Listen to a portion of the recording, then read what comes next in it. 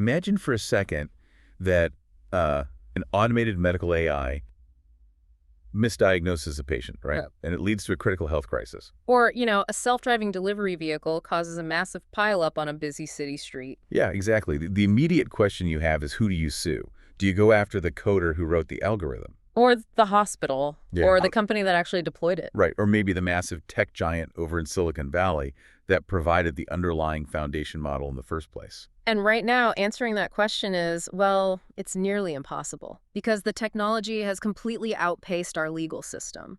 But today, we're looking at how one nation is actively trying to answer that impossible question. And they are doing it by drafting the rules for the future, basically in real time. It is a really fascinating pivot because, we're moving away from looking at artificial intelligence as this abstract, borderless thing. Yeah. We're finally starting to see it treated as deeply localized, governed infrastructure with actual real-world consequences. And that is exactly our mission for today's deep dive. We've got a seriously compelling stack of documents on the table in front of us.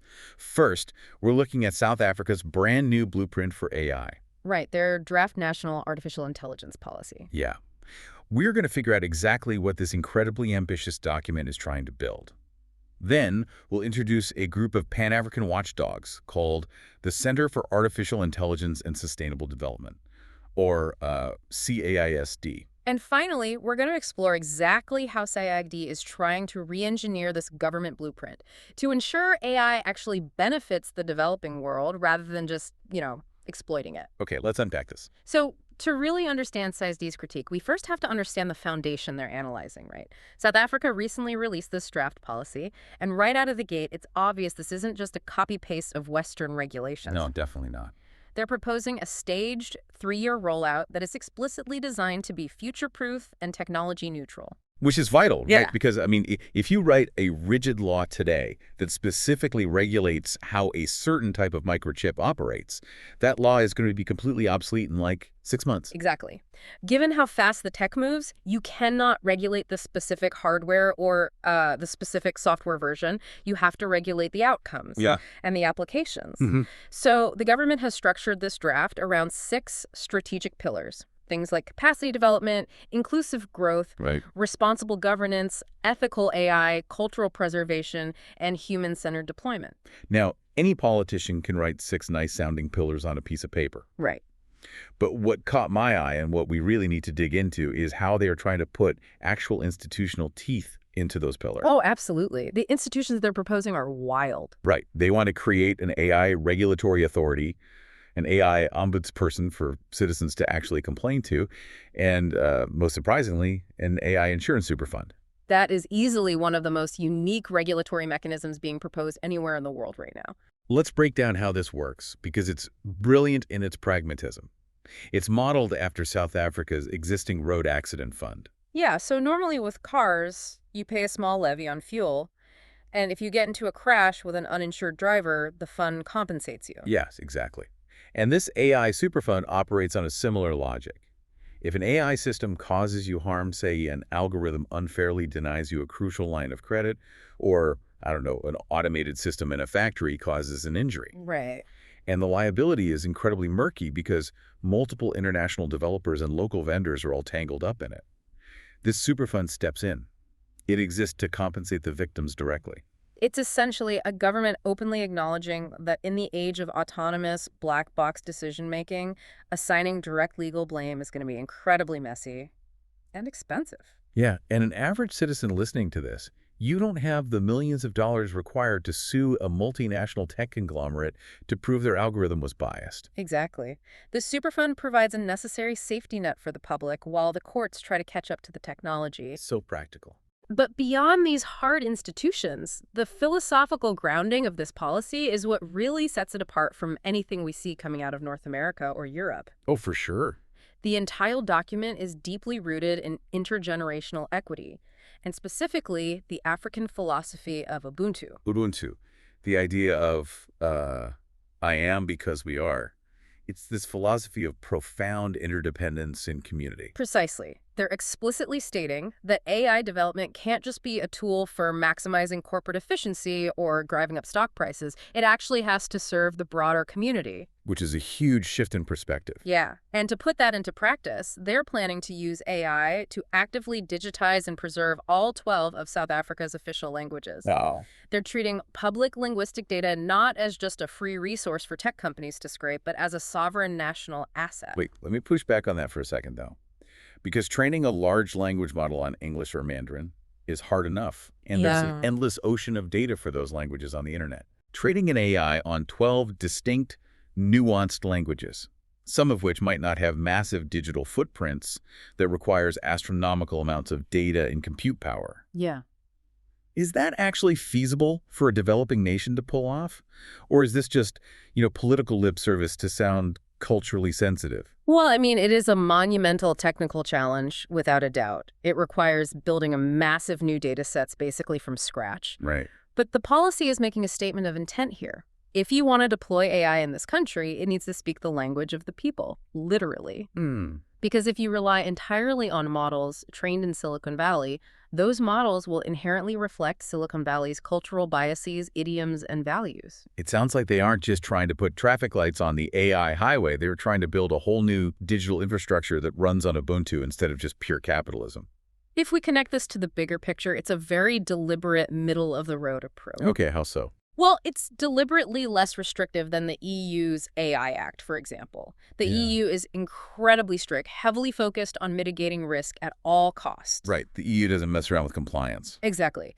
But South Africa is saying, we need safety, yes, but we absolutely cannot afford to suffocate local innovation. They're trying to balance protecting citizens with stimulating a developing economy. But, a policy this massive, with stakes this high, it needs serious peer review before it becomes law. And that brings us to the second stack of papers on our desk. Sure. Enter the watchdogs. CAISD. Let's introduce this group because they have submitted a very comprehensive, very pointed advisory paper critiquing the government's draft. Who exactly is CAISD? So CAS is the Center for Artificial Intelligence and Sustainable Development. They're a prominent Pan-African policy institute. Okay. And their mandate is incredibly clear. They exist to ensure that the fourth industrial revolution, this whole massive wave of AI and automation, actually serves the socioeconomic imperatives of the global south. Meaning they operate right at the intersection of technical innovation and public policy. Yeah. They aren't just academics writing philosophical papers, and they aren't just coders building apps either. Exactly. A huge part of their focus is on digital public infrastructure, or DPI. They want to ensure that the technical governance of these systems is equitable. What specifically? Specifically regarding gender parity and protecting historically marginalized groups from algorithmic bias, they're very focused on inclusive governance. Well, wait, why does a policy institute care so much about things like infrastructure and compute power? Shouldn't they just be focused on the legal jargon? That's the thing. In the modern era, physical infrastructure is policy. Whoever owns the servers and the data centers ultimately dictates the socio-economic reality. Oh, that makes totally sense. And this understanding perfectly sets up CAISD's core critique, right? Yeah. Because reading through their response, they have a massive overarching critique of the government's draft. They really do. CAISD's primary contribution to the framework is trying to reorient its core. They believe that many jurisdictions make the mistake of designing AI policy purely as a defensive mechanism against risk. Like just trying to block the bad stuff from happening? Exactly. But CAISD argues for a development-first framework. They say that for South Africa, the economic growth argument isn't optional. It's not just a nice byproduct. Right. It is the central justification for the policy's existence, given the high unemployment and historical structural inequalities. So if the EU is treating AI like a dangerous wild animal that needs a heavily regulated cage, CAISD is saying South Africa needs to treat AI like a draft horse. We need it to actively pull the economy forward, and we can't tie it up too tightly. What's fascinating here is that CAISD is actively fighting against the passive adoption of global north standards that just don't fit South Africa's structural conditions. Yeah. Because overregulation carries a huge social cost in a developing economy. If you make it too hard to deploy AI, you're looking at foregone gains in productivity, health, and education. You just lose out. Okay, but say ISD isn't just saying remove all the rules, right? Moving from this high-level philosophy down to the technical nitty-gritty, they point out several massive holes in the draft policy's blueprint. Oh, absolutely. They have very specific technical gaps they've identified, and they pull proposed solutions from global frameworks. First up, generative AI. Right, the stuff making all the headlines. Yeah. The government draft treats AI as just one broad category. CAISD demands Singapore-style food label disclosures specifically for large language models. Food labels, like in a cereal box. Exactly like that. Mandatory transparency to fight things like hallucinations where the AI just makes things up, and to combat deepfakes, you need to know what you're consuming. Okay, that makes sense. What's the next blind spot? Algorithmic impact assessments, or AIAs. The draft talks a lot about fairness in a vague way, but CAISD wants mandatory AIAs before deployment, similar to what Canada does. Before deployment, so catching the bias before it hurts anyone. Exactly. Especially for public systems, they specifically call out things like SASA, which handles social grants. You can't just deploy a black box algorithm to decide who gets welfare without a rigorous impact assessment. Wow, yeah, the stakes there are literal survival for some people. And that naturally leads to labor, right? AI is going to displace jobs. It will. And CAISD demands a legislated social dialogue mechanism for sector-specific transition planning. They suggest potentially housing this within an EDLAC. The National Economic Development and Labor Council, so forcing unions, government, and business to actually sit down and plan for the job losses. Exactly. And on an individual level, CAISD is pushing for the right to challenge. The right to challenge. What does that look like? It means moving from just having the right to understand an AI decision, which is what the draft currently says, to the OECD standard of actively challenging it. So if an algorithm denies my loan, I can fight it. Probably via that AI Ombudsperson we talked about earlier. Precisely. It's about active contestability. Okay, wait. Here's where it gets really interesting. Because if CAISD wants to avoid overregulation to stimulate the economy, the whole draft horse pulling the economy thing, aren't mandatory food labels, rigorous AIAs, and massive labor dialogues going to slow everything down? Isn't that contradictory? It's a really brilliant tension, actually. Oh, wow. But it's about calibrated risk. Calibrated risk, okay. You don't regulate everything equally. You fiercely regulate high-stakes public systems like welfare grants. Right, the stuff that ruins lives if it goes wrong. Exactly. But at the same time, CAISD is demanding that the government create specific carve-outs and subsidized testing access for SMEs. Small and medium enterprises. Yeah. So the little guys, the local startups, they don't get crushed by massive compliance costs. You protect the public from the big systems, but you subsidize the compliance for the local innovators. It's a really smart balance. But, all these regulations and algorithms, they are just theoretical, unless we talk about the physical reality of where AI actually lives, right? Wow. The hardware and the power grid. Right. And this is where CAISD has a massive critique of the policy's infrastructure plans. Because the draft proposes building these regional AI factories to stimulate local economies, which sounds great on paper. It does, but CAISD warns of what they call landlorded infrastructure. Meaning what, exactly? Meaning foreign hyperscalers, massive U.S. or Chinese tech companies just operating under local branding. So just renting space. Exactly. South Africa needs a truly sovereign compute strategy, so it isn't completely dependent on the U.S. or China for its digital brainpower. And there's an even bigger physical roadblock here.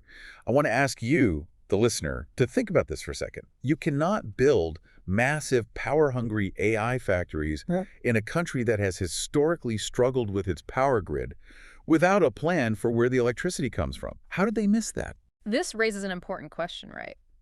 Because the draft policy completely ignores the massive energy and water footprint of AI data centers. It's kind of nuts. It is. South Africa is in the middle of a just energy transition. They are highly coal-dependent, and technology policies too often exist in a vacuum, separated from environmental and physical realities. Yeah, you can't just pretend massive servers don't need massive power.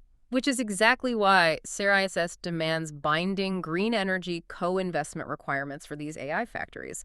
If you build a data center, you have to help build the renewable energy to power it. It just highlights why CAISD's holistic development-first review is so vital to getting the final draft right. Absolutely. So to wrap this all up, we've covered a lot of ground today. We've seen South Africa's ambitious blueprint to harness AI using the philosophy of Ubuntu, complete with that wild AI Superfund. We met the Pan-African watchdogs at CAISD, and we explored their critical push to ensure AI drives real economic inclusion rather than just leading to foreign tech dominance. Right. So what does this all mean for you? It means the rules governing the digital tools you use tomorrow are being fiercely negotiated today. The future is literally being drafted as we speak.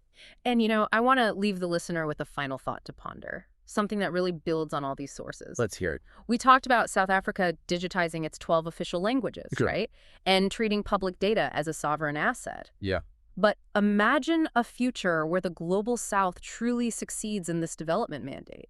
Could we eventually see African nations exporting their uniquely trained, culturally nuanced AI models back to the West? Oh, wow. Entirely reversing the historical flow of technological and cultural influence. Exactly. Think about it. What would an AI trained strictly on the principles of Ubuntu, of community and interdependence, tell a Western corporation about how to run its business? That is such a fascinating thought. An AI that tells you to focus on the community instead of just the profit margins? It would be a completely different world. It really would. Well, thank you all for joining us on this deep dive. Keep questioning the algorithms around you, and we'll see you next time.